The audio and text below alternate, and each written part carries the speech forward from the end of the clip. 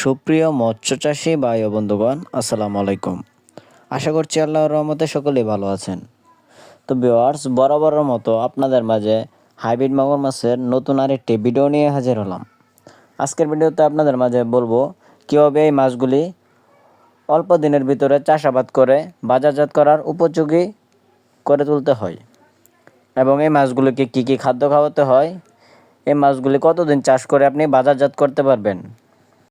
তো চলেন বিস্তারিত আলোচনা শুরু করা যাক। তো ভিউয়ার্স, আমার হাতে যে পোনাগুলি দেখছেন এটি চকলেট কালার অরিজিনাল উন্নত জাতের হাইব্রিড মাগুর মাছের পোনা।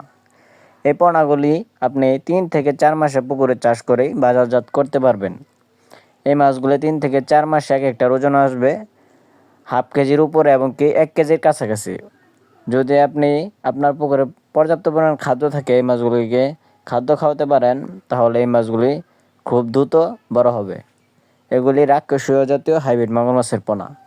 এগুলোকে আপনি যত বেশি খাদ্য খাওয়াবেন এরা তত দ্রুত বৃদ্ধি পাবে। এই মাছটি চাষ করার একটি সুবিধা হলো এই মাছগুলি আপনারা যে কোনো ধরনের পুকুরে চাষ করতে পারবেন। আপনার পরিত্যক্ত পুকুর অথবা ছোট ছোট নালার মধ্যে এই মাছগুলি বা ট্যাঙ্কে চাষাবাদ করা যায়।